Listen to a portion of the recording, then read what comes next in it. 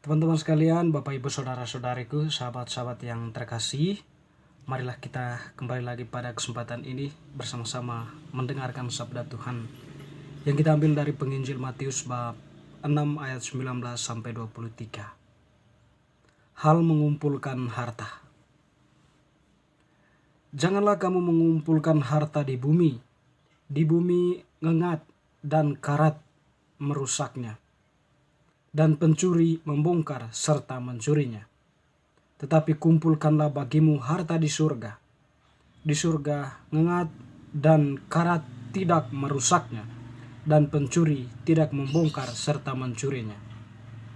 Karena di mana hartamu berada, di situ juga hatimu berada. Mata adalah pelita tubuh. Jika matamu baik, teranglah seluruh tubuhmu. Jika matamu jahat, gelaplah seluruh tubuhmu. Jadi jika terang yang ada padamu gelap, betapa gelapnya kegelapan itu. Demikianlah sabda Tuhan, terpujilah Kristus.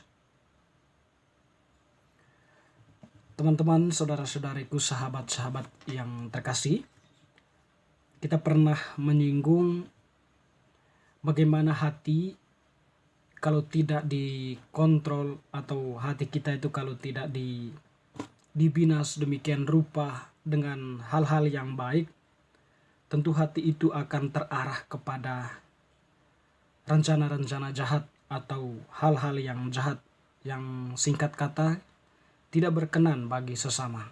Dan juga tentu itu akan menghancurkan diri sendiri karena kita menjebaknya ke dalam suatu situasi di mana kita tidak lagi menampilkan diri di dalam kesadaran akan arti diri kita dan juga akan arti hidup kita.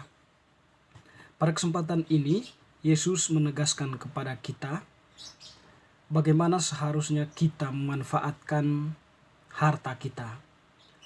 Bagi Tuhan bahwa harta yang ada di bumi ini adalah harta yang karat, harta yang penuh ngengat, dan juga harta yang menggilaukan mata pencuri.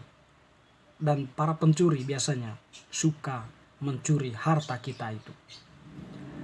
Tuhan menampilkan atau Tuhan menawarkan kepada kita, kalau seandainya kita mau mengumpulkan harta, kumpulkanlah harta di surga. Sebab di surga ngengat dan juga pencuri itu tidak ada. Karena bagi Tuhan ya, di mana hartamu berada, di situ juga hatimu berada. Artinya di sini bahwa seperti yang kita katakan tadi, bahwa hati kita itu akan mengikuti apa yang menjadi produk diri kita yang sifatnya eksternal. Artinya bahwa ketika diri kita itu mencintai atau menghendaki untuk dibina sedemikian rupa dalam kebenaran, tentu hati kita pun akan terarah kepada kebenaran yang terungkap pada perbuatan kita. Kalau kita mengumpulkan harta di dunia ini tetapi hanya untuk berfoya-foya, hati kita pun tidak mampu untuk menampilkan sesuatu kekuatan yang memberikan kita suatu ruang akan arti sesungguhnya dari harta yang kita peroleh. Hati mengikuti apa yang menjadi rencana kita, sebab hati yang kita miliki saat itu tertutup oleh kenikmatan dunia ini atau tertutup oleh banyaknya harta yang kita peroleh dari dunia ini. Tuhan mengatakan bahwa harta tidak dilarang untuk kita miliki, tetapi harta itu harus terarah kepada kebaikan atau kebenaran. Artinya, hati kita itu mesti diasah demikian rupa dengan firman Tuhan, dengan hal-hal yang baik, dengan mengikuti doa bersama, perayaan Ekaristi, ibarat bersama, dan sebagainya, yang tentunya nanti akan membuat hati kita mempunyai kekuatan untuk menggerakkan seluruh diri kita memanfaatkan harta itu untuk hal-hal yang baik, untuk hal-hal yang benar. Sehingga tadi Tuhan mengatakan bahwa di mana hartamu berada, di situ juga hatimu berada. Dengan demikian bahwa kita mengambil suatu langkah baru ya. Kita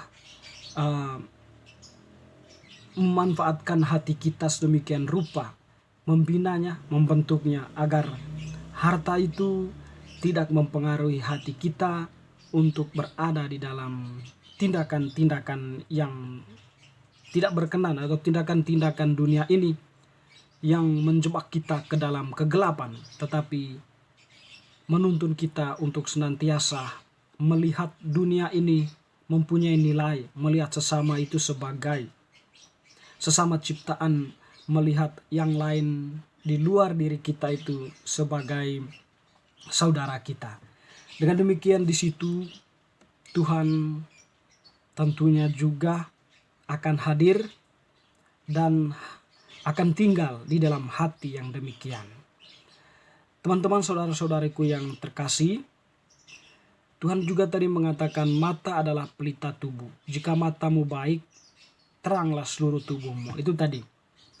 Jadi mata kita itu baik, maka teranglah seluruh tubuh kita. Artinya bahwa jika mata kita itu selalu memandang yang benar atau terarah kepada hati yang terbina oleh kebenaran, maka cara pandang kita pun terhadap dunia kita, terhadap dunia ini pun berbeda ya. Naik level, boleh dikatakan seperti itu.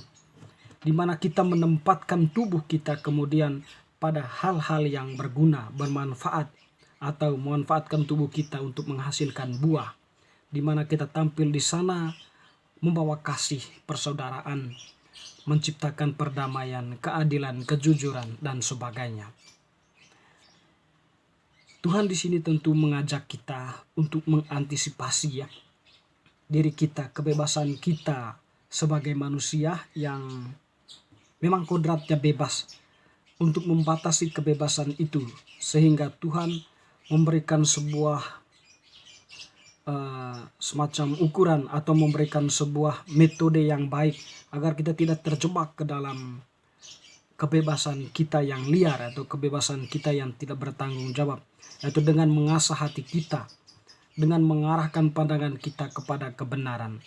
Dengan demikian kita sedang mengumpulkan harta, bukan harta dunia ini, tetapi harta yang di surga.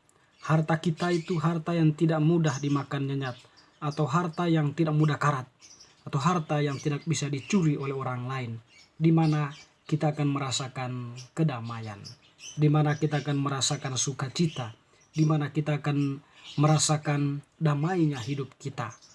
Dan itulah saya kira harta yang dimaksudkan oleh Tuhan ya, ketika kita memanfaatkan harta dunia ini dengan hati yang terarah kepada kebenaran. Pada saat itu kita sedang mengumpulkan harta itu, mengumpulkan harta abadi, sukacita, sukacita, kedamaian, keadilan, persaudaraan, dan sebagainya. Teman-teman, saudara-saudariku yang terkasih, bacaan hari ini mengajak kita juga untuk setidaknya kembali kepada pengalaman kita ya.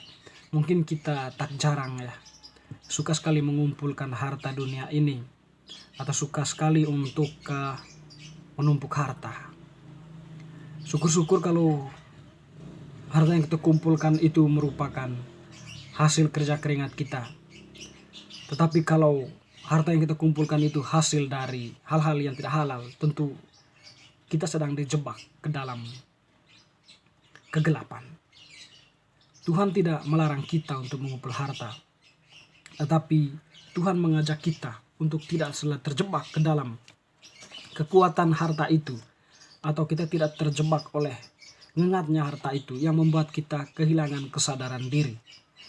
Tuhan menginginkan kita untuk memperoleh harta itu, tetapi perolehlah itu dengan hal-hal yang wajar, dan gunakanlah itu sesuai dengan ukuran-ukuran yang kita pakai, atau sesuai dengan ukuran-ukuran yang memang tidak membuat nilai yang lebih umum dari itu dihancurkan.